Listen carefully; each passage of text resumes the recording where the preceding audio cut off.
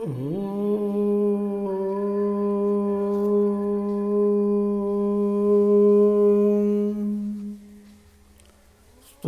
ಗುರು ಬಸವಲಿಂಗಾಯ ನಮಃ.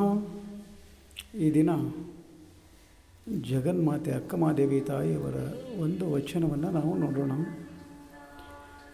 ಚಿಲಿಮಿಲಿ ಎಂದು ಓದುವ ಗಿಳಿಗಳಿರ, ನೀವು ಕಾಣಿರಿ ನೀವು ಕಾಣಿರಿ ನೀವು ಕಾಣಿರಿ. ಚಿಲಿಮಿಲಿ ಎಂದೋದುವ ಗಿಳಿಗಳಿರ, ನೀವು ಕಾಣಿರಿ ನೀವು ಕಾಣಿರಿ ನೀವು ಕಾಣಿರಿ. ಸ್ವರವೆತ್ತಿ ಪಾಡುವ ಕೋಗಿಲೆಗಳಿರ, ನೀವು ಕಾಣಿರಿ ನೀವು ಕಾಣಿರಿ ನೀವು ಕಾಣಿರಿ. ಸ್ವರವೆತ್ತಿ ಪಾಡುವ ಕೋಗಿಲೆಗಳಿರ, ನೀವು ಕಾಣಿರಿ ನೀವು ಕಾಣಿರಿ ನೀವು ಕಾಣಿರಿ. ಎರಗಿ ಬಂದಾಡುವ ದುಂಬಿಗಳಿರ, ನೀವು ಕಾಣಿರಿ ನೀವು ಕಾಣಿರಿ. ಎರಗಿ ಬಂದಾಡುವ ದುಂಬಿಗಳಿರ, ನೀವು ಕಾಣಿರಿ ನೀವು ಕಾಣಿರಿ. ಕೊಳನ ತಡಿಯಲ್ಲಾಡುವ ಹಂಸೆಗಳಿರ, ನೀವು ಕಾಣಿರಿ ನೀವು ಕಾಣಿರಿ ನೀವು ಕಾಣಿರಿ.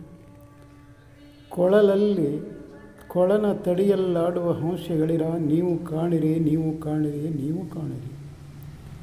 ಗಿರಿಗೂಹದಲ್ಲಾಡುವ ನವಿಲುಗಳಿರ, ನೀವು ಕಾಣಿರಿ ನೀವು ಕಾಣಿರಿ ನೀವು ಕಾಣಿರಿ. ಗಿರಿಗೂಹದಲ್ಲಾಡುವ ನವಿಲುಗಳಿರ, ನೀವು ಕಾಣಿರಿ ನೀವು ಕಾಣಿರಿ ನೀವು ಕಾಣಿರಿ. ಚನ್ನಮಲ್ಲಿಕಾರ್ಜುನ ದೇವನೆಲ್ಲಿದ್ದಹನೆಂದು, ನೀವು ಹೇಳಿರಿ ನೀವು ಹೇಳಿರಿ ನೀವು ಹೇಳಿರಿ. ಚನ್ನಮಲ್ಲಿಕಾರ್ಜುನ ದೇವನೆಲ್ಲಿದ್ದಹನೆಂದು, ನೀವು ಹೇಳಿರಿ ನೀವು ಹೇಳಿರಿ ನೀವು ಹೇಳಿರಿ.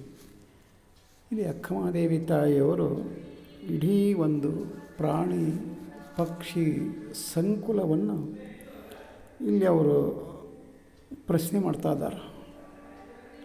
ಆ ದೇವನ ವಿರಹದಲ್ಲಿ, ಆ ಸೃಷ್ಟಿಕರ್ತ ಪರಮಾತ್ಮನ ವಿರಹ ಅವರಿಗೆ ಎಷ್ಟಿತ್ತು, ಆತನನ್ನು ಒಲಿಸಿಕೊಳ್ಳಬೇಕು, ಆತನ ಒಂದು ಅನುಗ್ರಹವನ್ನು ಪಡಿಬೇಕು ಅನ್ನುವಂಥ ಹಂಬಲ ಆ ತಾಯಿಗೆ ಎಷ್ಟಿತ್ತು ಅಂದರೆ ಈ ವಚನದಲ್ಲಿ ನಾವು ನೋಡ್ಬೋದು. ಅಂದರೆ ಯಾರಾದರೂ ಒಂದು ಮಗುವನ್ನು ಕಳ್ಕೊಂಡಂಥ ತಾಯಿ ಹೇಗೆ ಅಲ್ಲಿ ಆ ಮಗುವನ್ನು ಹುಡುಕ್ತಾ ಹುಡುಕ್ತಾ ಹುಡುಕ್ತಾ ಹೋದಾಗ ಹೇಗೆ ದಾರಿಯಲ್ಲಿ ಕಂಡವ್ರನ್ನೆಲ್ಲ, ನೀವು ನೋಡಿರೇನೋ ನೀವು ನೋಡಿರೇನೋ, ನಮ್ಮ ಮಗು ಇಲ್ಲಿ ಹೋತು, ಈ ಥರ ಇತ್ತು, ಎಲ್ಲಿ ಕಂಡ್ರಂತ ಹೇಗೆ ಅಲ್ಲಿ ತಾಯಿ ಒಂದು ಹಂಬಲವನ್ನು ಪಡ್ತಾ ಇರ್ತಾಳೆ. ಅದೇ ರೀತಿ ಆ ಸೃಷ್ಟಿಕರ್ತ ಪರಮಾತ್ಮನನ್ನು ಕಾಣೋದಕ್ಕೋಸ್ಕರ, ಆತನ ಅನುಗ್ರಹಕ್ಕೋಸ್ಕರ ಇಲ್ಲಿ ಅಕ್ಕಮಹಾದೇವಿ ತಾಯಿಯವರು ಎಷ್ಟು ಒಂದು ವಿರಹ ವೇದನೆ ಇತ್ತು ಅನ್ನೋದನ್ನು ಈ ವಚನದಲ್ಲಿ ಅವರು ನಮಗೆ ಹೇಳ್ತಾ ಇದ್ದಾರೆ.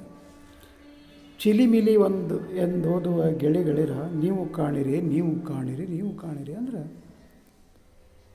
ಅಲ್ಲಿ ಗಿಣಿಗಳು ಚಿಲಿಮಿಲಿ ಅಂತೇಳಿ ಹಾಡ್ತಾ ಇರ್ತಾವೆ. ಆ ಕಾಡಿನಲ್ಲಿ ಸ್ವಚ್ಛಂದವಾಗಿ ಹಾರ್ತಾ ಇರ್ತಾವೆ.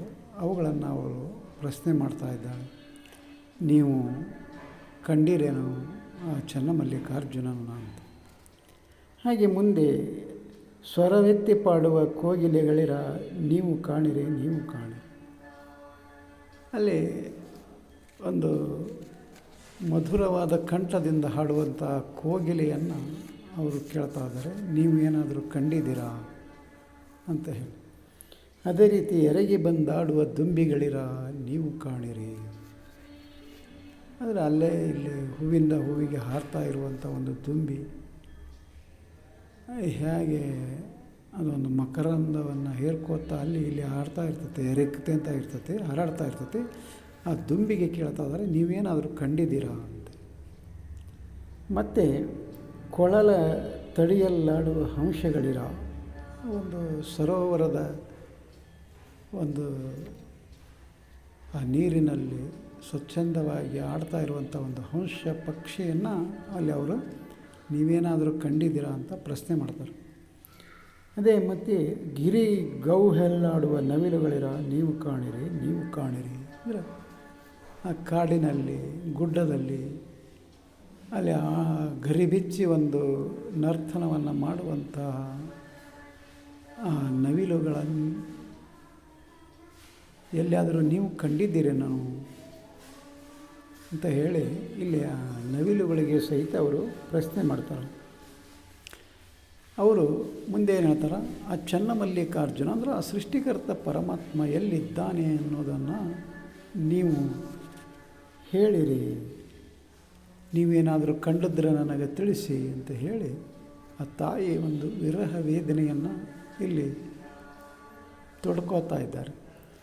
ಇದು ನಾವು ಅಂದುಕೊಂಡ ಹಾಗೆ ಅಕ್ಕಮಹಾದೇವಿ ತಾಯಿಯವರು ಉಡುತಡಿಯನ್ನು ಬಿಟ್ಟು ಕಲ್ಯಾಣಕ್ಕೆ ಪ್ರಯಾಣ ಬೆಳೆಸುವಾಗ ಆ ದಾರಿಯ ಮಧ್ಯದಲ್ಲಿ ಕಾಡು ಮೇಡು ಗಿರಿ ಗುಡ್ಡ ಗವ್ಯ ಇವುಗಳನ್ನೆಲ್ಲ ದಾಟಿ ಬರುವಾಗ ಈ ಒಂದು ಪ್ರಾಣಿ ಸಂಕುಲವನ್ನು ಅವರು ಕಂಡು ಅಲ್ಲಿ ಅವರು ಅವುಗಳನ್ನೆಲ್ಲ ಕೇಳ್ತಾ ಬರ್ತಾರೆ. ಅವರು ನೀವೆಲ್ಲಾದರೂ ಕಂಡಿದ್ದೀರಾ ನನ್ನ ದೇವನನ್ನು, ಕಂಡಿದ್ರೆ ಹೇಳ್ರಿ ಅಂತ ಹೇಳಿ ಎಷ್ಟು ಒಂದು ಅವರಲ್ಲಿ ವಿರಹ ಇತ್ತು ಅನ್ನೋದನ್ನು ಈ ವಚನದಲ್ಲಿ ಅವರು ತೊಡ್ಕೋತಾ ಇದ್ದಾರೆ. ಹಾಗಾದರೆ ನಾವು ಸಹಿತ ನಮಗೂ ಆ ದೇವನ ಒಂದು ಒಲಿಮೆ ಆಗಬೇಕಾಗಿತ್ತು, ಆ ದೇವನ ಒಂದು ಅನುಗ್ರಹ ನಮಗೆ ಆಗಬೇಕಾಗಿತ್ತು ಅನ್ನುವಂಥ ಒಂದು ಹಂಬಲ, ಒಂದು ವಿರಹ ನಮಗೆ ಇರಬೇಕಾಗಿತ್ತು. ನಮಗೆ ಆ ಮಾರ್ಗದಲ್ಲಿ ನಾವು ಸಾಗಬೇಕಾಗಿತ್ತು ಅಂತ ಕೇಳಿದಾಗ ಮತ್ತೆ ಅಲ್ಲಿ ನಾವು ಏನು ಮಾಡಬೇಕಂದ್ರೆ ವಚನಗಳನ್ನು ಓದಬೇಕಾಗ್ತದೆ. ವಚನಗಳನ್ನು ಓದಿ ಪಚನ ಮಾಡಿಕೊಳ್ಬೇಕು. ಆವಾಗ ಮಾತ್ರ ಹೇಗೆ ಅಕ್ಕಮಹಾದೇವಿ ತಾಯಿಯವರ ಒಂದು ಉತ್ಕಟ ಒಂದು ಬಯಕೆ ಏನಿತ್ತು ಆ ದೇವನ ಕಾಣುವುದು, ಹಾಗೆ ನಮಗೂ ಒಂದು ಅಣು ಮಾತ್ರವಾದರೂ ನಮ್ಮಲ್ಲಿ ಆ ಭಾವನೆ ನಮಗೆ ಬರಬೇಕಾಗಿತ್ತು ಅಂತ ಕೇಳಿದಾಗ ನಾವು ವಚನಗಳನ್ನು ಓದಬೇಕು, ವಚನಗಳನ್ನು ಪಚನ ಮಾಡಿಕೊಳ್ಬೇಕು. ಆವಾಗ ಮಾತ್ರ ಅಂಥ ಒಂದು ಜ್ಞಾನ ನಮಗೆ ಬರ್ತಾಯಿದೆ ಅಂತ ಹೇಳುತ್ತಾ ವಚನಗಳನ್ನು ಓದೋಣ, ಪಚನ ಮಾಡಿಕೊಳ್ಳೋಣ ಅಂತ ಹೇಳುತ್ತಾ ಈ ವಚನಕ್ಕೆ ವಿರಾಮ ಕೊಡ್ತಾ ಇದ್ದೇನೆ. ಶರಣು ಶರಣಾರ್ಥಿ.